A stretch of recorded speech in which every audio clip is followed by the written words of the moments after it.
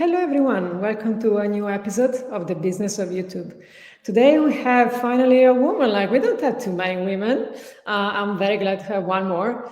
We're going to talk about broadcast, streaming, platforms, and a lot about Europe. Last episode was very much about the US with Evan Shapiro. And today we have also called the better half. I hope that Evan doesn't hate me for this, but welcome to the episode of The Business of YouTube. Marion Ranchet, also founder of Streaming Made Easy, and the better half of Evan Shapiro. Evan, sorry about that. I didn't pay you to say it, huh? You said it yourself, it's on tape, it's done. But everyone thinks it anyway, so it's okay, don't worry about it. So perfect. Okay, let's go for it. Plus, I'm originally Italian, you're originally French, if I'm not mistaken. So our sense of humor is very interesting. Exactly. At least mine, I know I have a very interesting sense of humor, at least. Yeah. I'm the same. And Evan and I, we love a joke, so it's fine. But thank you so much for having me on The Business of YouTube. Thank you for being here. I think it's going to be very interesting. Also, you are the queen of streaming video business in Europe, so I love to host royalties. We had already Joe Redfern, the queen of Roblox, so lots of queens here, kings, but lots of queens. So I'm curious to know more about what you do and your view on the future and the platforms and streaming platforms. So thank you for joining us today. Thank you for having me. So the first question, which is very much about you, and because I love bios, I love to know your story. Where are you coming from? What brought you to who you are today in your career growth path? Yeah, so I think the one thing is at the start is a passion for content, and an absolutely, non-existent creative talent would be it. So I wanted to be in the creative industries. I knew somehow, I wasn't a writer or, I wasn't a dancer or any of those things. So very early on, I looked for ways to be in those industries. And I actually went to law school. So I studied to become a lawyer, a specialist in intellectual property law. And that's how things started. I actually worked in the music industry and then the movie business, TV, and then telcos. And there you go, right? I've spent almost 17 years in corporate media in one shape or another. And a couple of years ago, I think I was looking for more meaning and also for more freedom. And I decided to start my own consultancy. And at the time, people were saying, Marion, you should stay put. It was COVID. Things are going to get nasty, stay where it's warm. Except where it was warm, I didn't feel good being there. And so I decided to, take a leap of faith. And so that's how I started Streaming Made Easy, essentially. And what is it, Streaming Made Easy?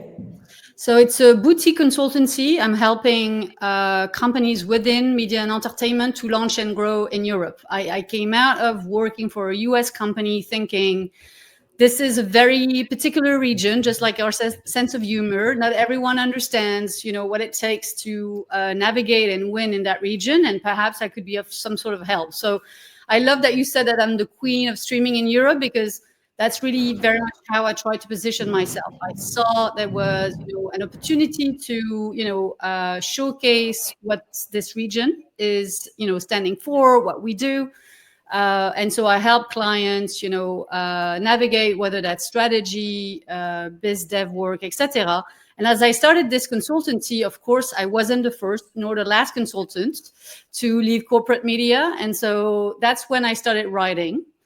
So that's when I went starting for, do I have a bit of creativity and some sort of artistic talent? And then that's how I started writing. And so Streaming Made Easy is now a consultancy, but it's also a media, because there's a newsletter, there's the podcast, the media Odyssey with Evan Shapiro, my co-host. All of those things really, came together these last 3 years. So you are becoming media. So from the exactly. Not just a consultant, trying to navigate between the two. It's not easy every day, right? But you don't talk media without doing media, right? So that's exactly it. Like, I was very hands-on, and so, but I had views, and so I'm trying to still be very hands-on, operational, knowledgeable, but share views and try to educate, entertain others. I think there's like so much to be said about this industry. So.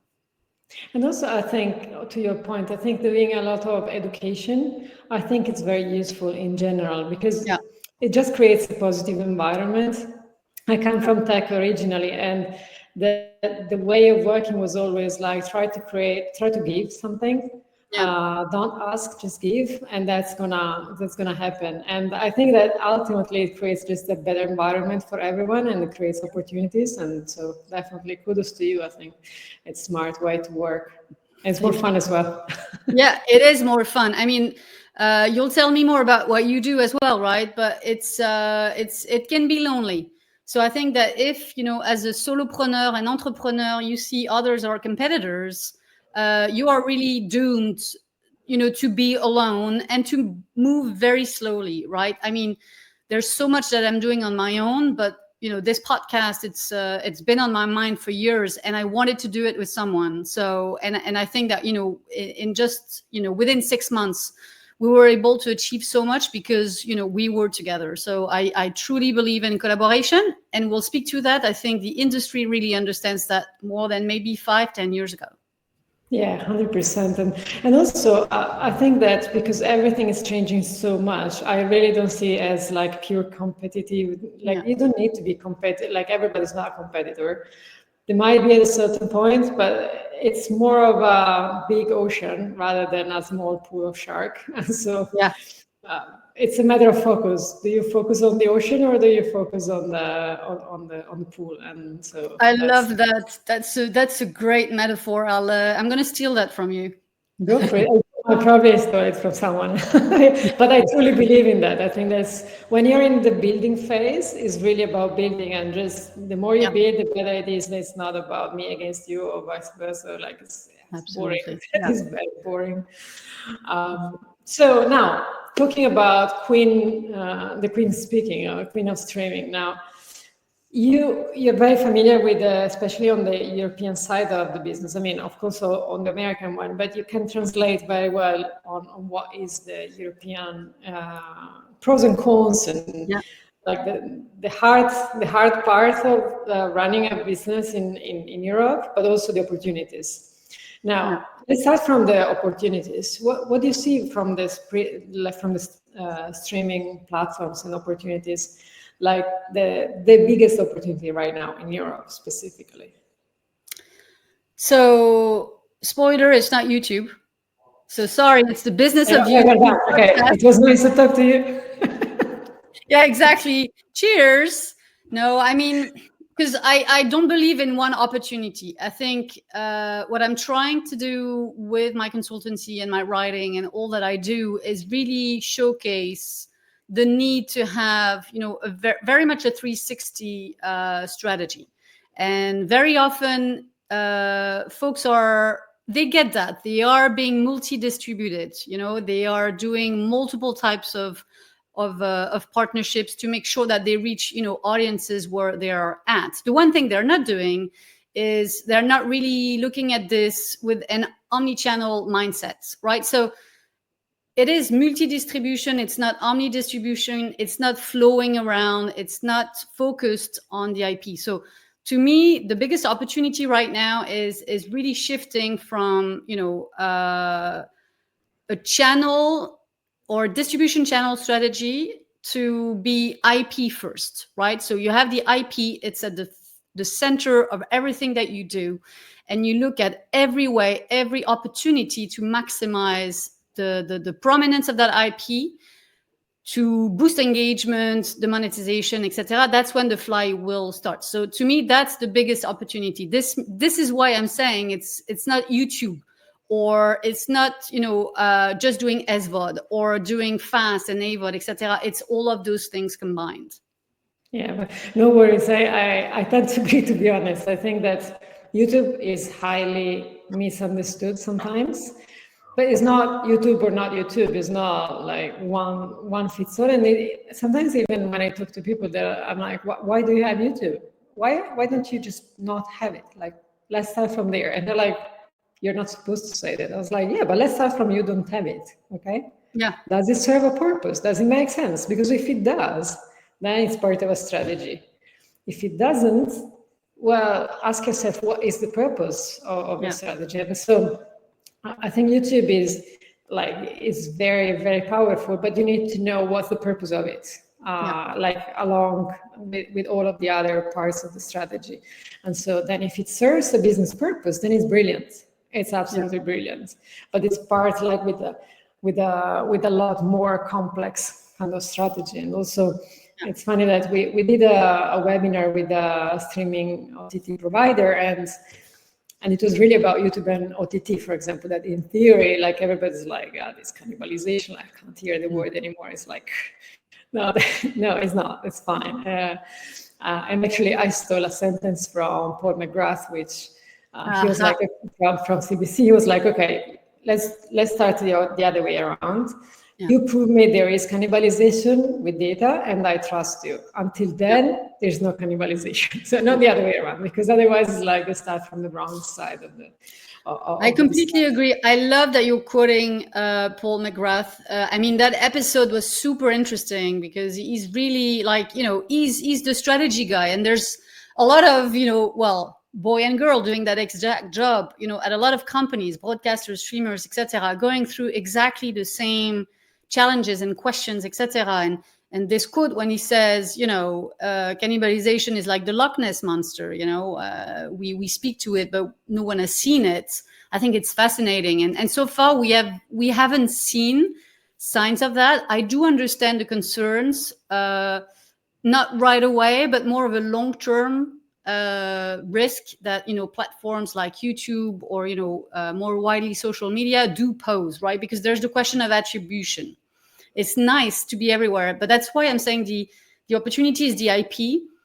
Is you need to be very careful at keeping that attribution. If you're losing that, then it is true that you're giving potentially 5-10 years down the line all of your business to XYZ platform, including YouTube.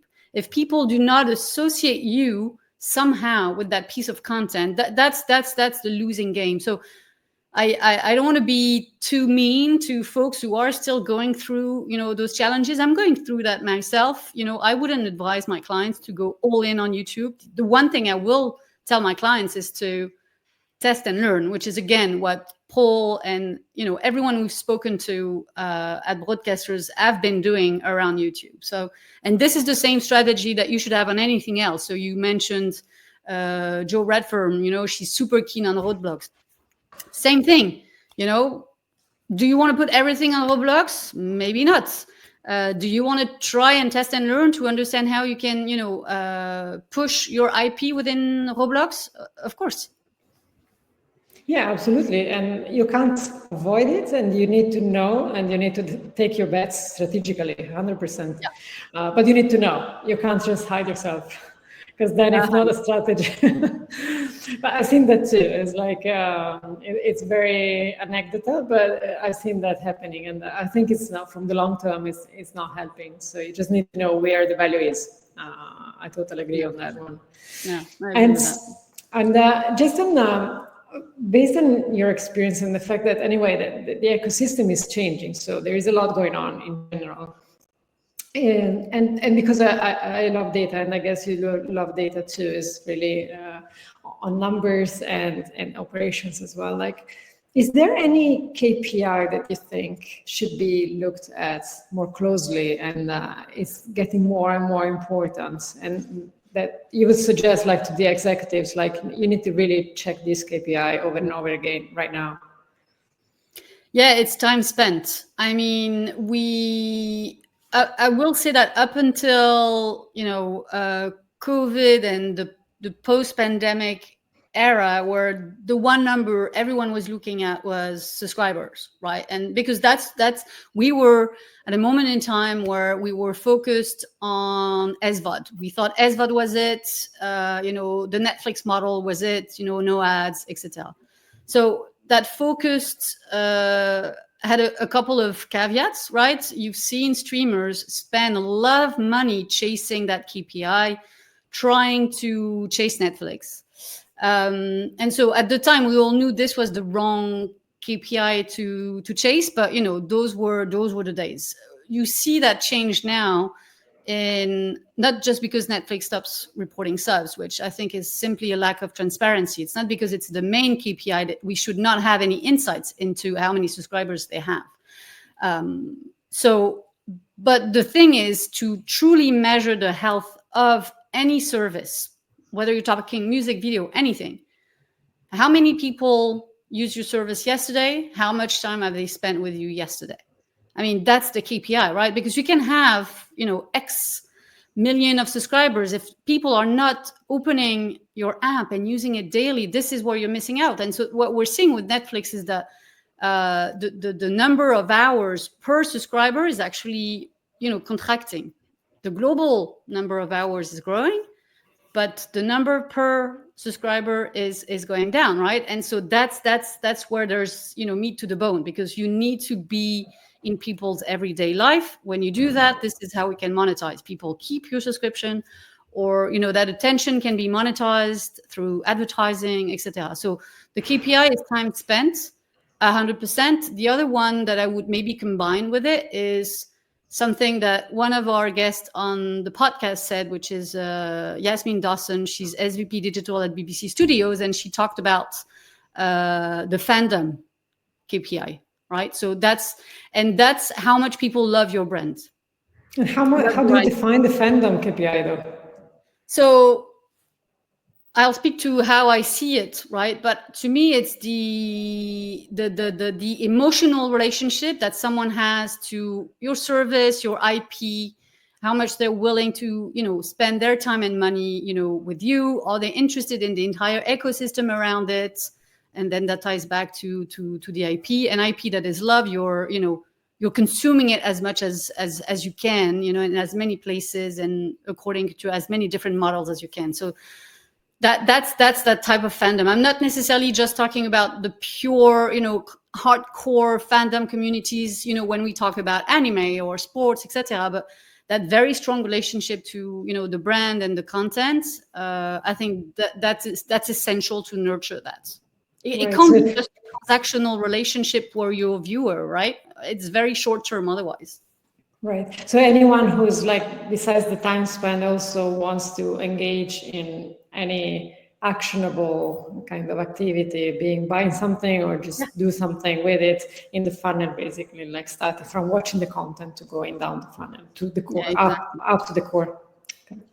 No, that's interesting, because definitely then it goes, the value becomes higher of your users. Then you know them better as well. It's not just about the very top of the funnel. You know better. You know how to create other IP and how to serve those users better.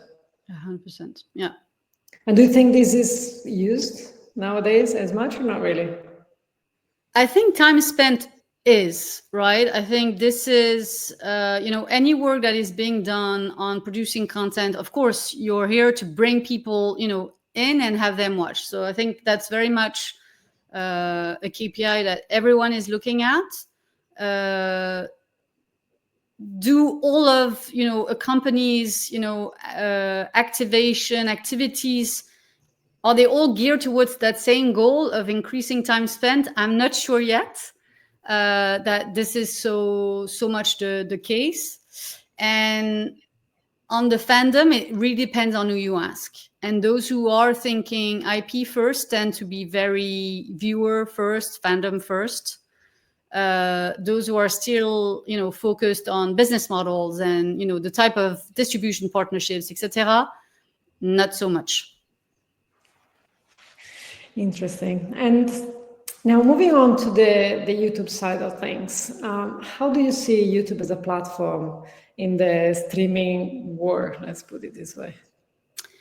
So number one, we've debated this, at length with my co-hosts. I don't like the debate on YouTube being TV. I think it's a narrative. And it's one that YouTube is pushing, and rightfully so. They're pushing a strategy where they want to have more and more people watching their app on CTV. They want to have more premium content. They want to have more ad dollars from TV shifting to them. So I agree on the merit of that premise, why they want to do that. But yeah, I think it's the debate is moot. What's important is that it's a platform that is finding its place, so to say, in our viewing habits. There's no doubt the markets where we have the most data on that are the US and the UK, where we see how it's growing in importance in market share. The reason why also I don't like that debate is then you're not comparing apples to apples, and honestly, YouTube is a platform, and because they're a platform, they kind of do whatever they want. So that's why I don't want to compare it to TV, because TV channels have way more obligation and restriction than YouTube has. So just for the sake of being on equal footings, if you don't have the same restriction and obligation, then you're not the same thing, would be number one. That's just a fairness approach. Also, the business model is very different, right? The streamers, the broadcasters, all of these guys are taking chances up front. YouTube is making sure content is being uploaded, and then they pay after, based on the performance. So it is very much a risk-free business model. Having said that, I have no doubt that this is a platform that is going to become, just a monster, and it's going to take, a lot more, place in our daily lives. I think it's the platform who's going to be most likely that super aggregator that everyone is trying to be, right? So the CTV guys, Samsung is trying to be that. Sky is trying to be that. Even the broadcasters, to some extent, are more and more trying to aggregate. So ITV in the UK, bringing Disney Plus, TF1 in France, well, doing the two things, going to Netflix and at the same time aggregating L'Équipe, Arte, and others. France Télévisions aggregating other public service media services, etc. So I think this is a big contender in the super aggregation race, right? Someone who's that one destination that is easy to use, where you spend, a lot of your time watching all sorts of, video and other content. And what do you think is the kind of the status of broadcasters on YouTube? Like, is that love and hate? Is there they're catching up with the creator economy? Let's put it this way, like the new media studios. Where do you see the broadcasters right now on YouTube? I think it really depends on the market. As often, I feel the UK. I'm talking about Europe. I feel the UK is maybe the most advanced. Europe. Well, if you live in London, it's like mainland Europe, or yeah, exactly, continental Europe. Sorry, sorry, guys. Yeah, Brexit happened, so I don't count you in. No, but I think the UK is far more advanced, and yet I'm still seeing a lot of well, it's good, but people are dabbling. I wouldn't say that they're investing heavily and they've figured it out. And rightfully so. Even if it's a platform that is 20 years old, it is it is something newish, so to say, in the living room experience. So what I'm seeing now is a lot of testing and learning from all of these guys. What I see, maybe where they've figured it out the most, again, is when they lead with the IP, and not so much when they lead with the brand and the channel name.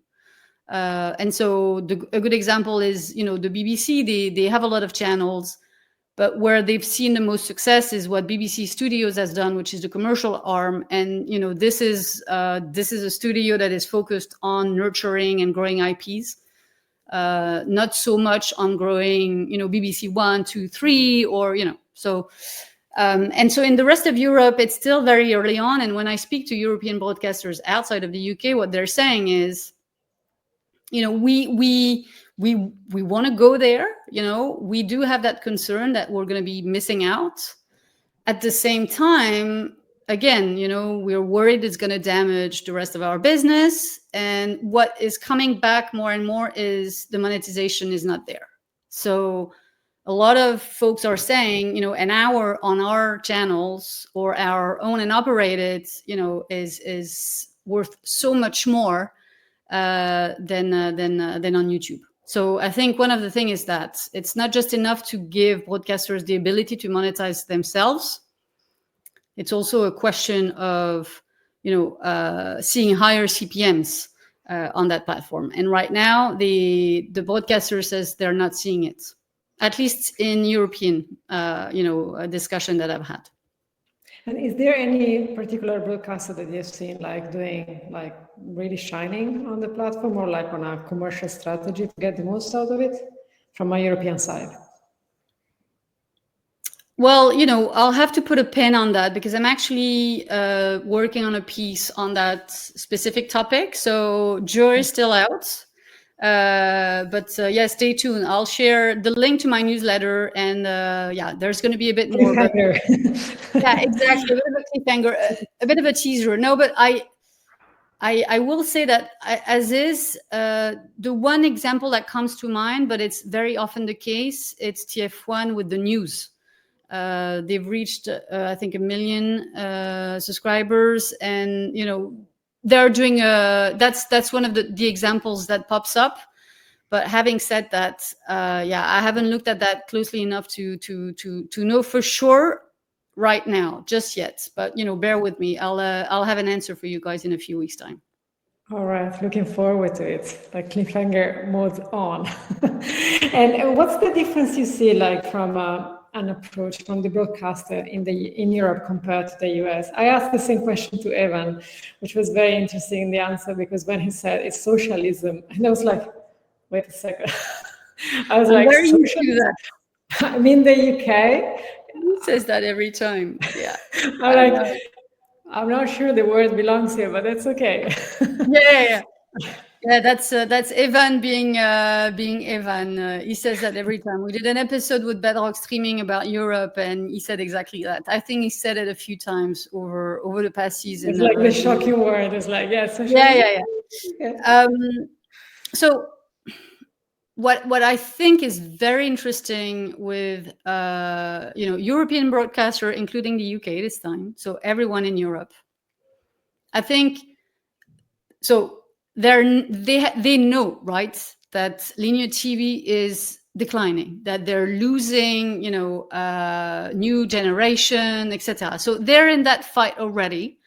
What I've loved is that these last few years have shown that they can build, platforms that are, just as good, if not, better in some cases, because they understand local specificities, whereas, a Netflix and a Disney, it looks the same regardless of which market you're in Europe. So everyone is building streaming vehicles to be more than just a TV channel. And I will say that the next step, and this is what's been happening for the past 12 months, is they want to have a shot at being that local master super aggregator. So, whether you look at M6 Plus, TF1 Plus, France Télévisions, mostly the French guys have done that because they were not able to work together. They're all trying to be more than just their brand. So all of these guys have welcomed in the last 18 months someone else, another channel, someone who's bringing more than what they have to offer. And I think that's perhaps something that's not happening in the US, but I could be proven wrong. And I think that is the smartest move that all of these guys could make. I mean, if you're just waiting to be your brand, a TV channel and a streaming service with only your things, I think you're missing the point. The point is you need to be multi-vertical. So you need to tap into more than just video. So that's why RTL in Germany is offering a music subscription and audiobooks and video and magazines and all of those things together. And, you don't have time to do that on your own. And so therefore it makes sense to do that through partnerships. So I think that's the most interesting development in the region, and that's why we've had so many different announcements these last few months around that. So you're saying it's an aggregation from multi-vertical, multi-products, but very local. So it's still like with a local approach. Yeah, so I think one of the limitation of a broadcaster will always be the fact that they're only local and have to fight on the global stage with global guys who have deep pockets and can make decision and can make investment that they can recoup over 100 territories when they can recoup that over one territory. Now you're seeing TF1 going outside of France. So there, of course, the first few things, logical steps is, French-speaking territories. So Belgium and then Africa, etc. But yeah, that's the thing. They are, in a way, that's their strength and that's their weakness. Very good at understanding local markets, but their playground is the local market and everything costs more. Yeah, whether that's the content, whether that's the tech. Yeah. And so what do you expect in the next 2 to 3 years for streaming in Europe? So for sure, more and more partnership. I think that's kind of fascinating that in the last 4 weeks, we've had so many partnership that, we never thought those would happen even a year ago. So TF1 Netflix, no one knew this would happen. France Télévisions, the public service broadcaster with the big bad, US e-commerce giant that is Amazon, same thing. ITVX, Disney Plus sharing assets. RTL buying Sky. I mean, so there's a lot of that, cooking, and I think there's going to be even more of that happening. So it's two things. It's understanding that you need partners to compete. You can't do it alone. Number two, Sky and RTL, there's consolidation needed, right? There's too many options. Even within video, there's already too many options. We still have just 24 hours in a day, and our media diets cannot expand. So if you have 300 people competing for your time, a lot of people are going to be left out. So I think we're going to have, I expect also some closures. I expect more consolidation, and I expect more, more partnership is kind of my take on the next 3 years. Cool. And last question about YouTube. What do you think YouTube should do better? Okay, so YouTube is being praised. Maybe it's because I'm old. I turned 45 a couple of weeks ago. I shouldn't say that. My dad is 70 and he loves YouTube. He's always on YouTube. So YouTube is not just for 15 years old. No, that's what they say. Yeah, there's something for the boomers for sure. I think one thing that YouTube, and it's not just YouTube, it's Google as a whole. They need to clean up. They need to agree on one brand, and they need to organize themselves better. Right now, I feel having Google TV, Android TV, all of those different names, all of those different silos, YouTube Prime Time, YouTube TV in the US only, YouTube Premium. I think they need to clean up their game, agree that the brand is YouTube, and then streamline that. And then I'm a bit worried, but they could be unstoppable. But this is what YouTube needs to work on. Honestly, this thing I was saying at the top about the IP, okay, they can't do that, right? They're a platform. But what they could do is they could create an environment that is just taking you places smoothly. It's not the case right now. It is not. When you're looking, possibly super aggregator. Yeah. Well, they before they can become that super aggregator, they need to super aggregate within the Google family. Is number one. Aggregate at home first.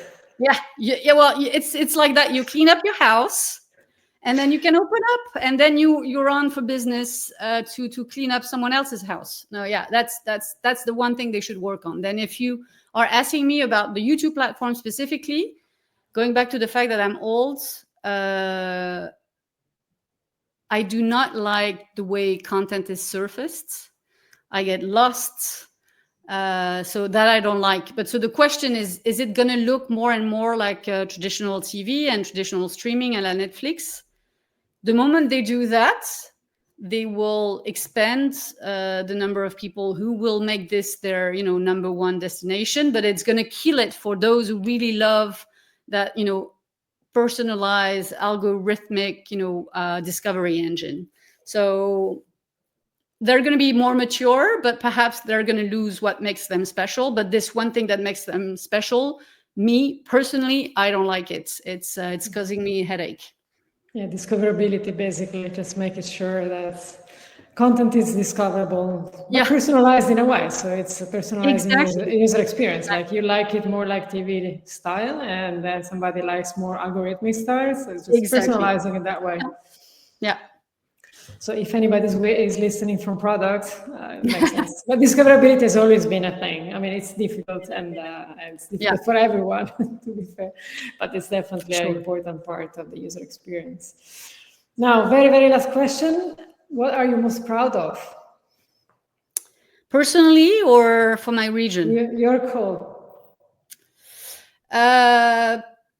It's hard. Well, I'm a bit of a corporate survivor, and I'm happy that I've built this business for myself.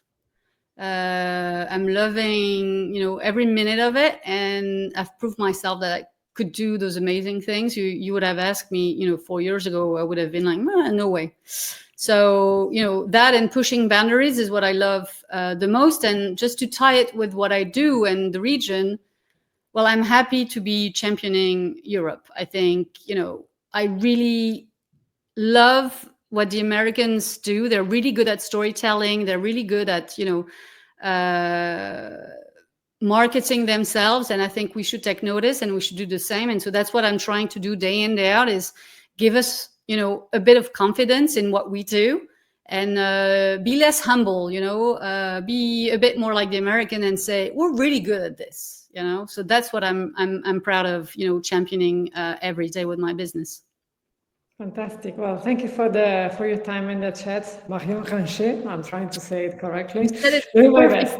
It is very, very nice listening your view on the streaming platforms and future. I think it's going to be an interesting time, and I'm glad that you found your space, and you're going to grow your space, and you're going to help the ecosystem be better. So I'm glad we met during this episode, and hopefully we meet more and more in the future. Yeah, we need to meet in person now, but thank you so much for having me, Paola, on board. Thank you. Fantastic. Thank you. Bye-bye. Bye.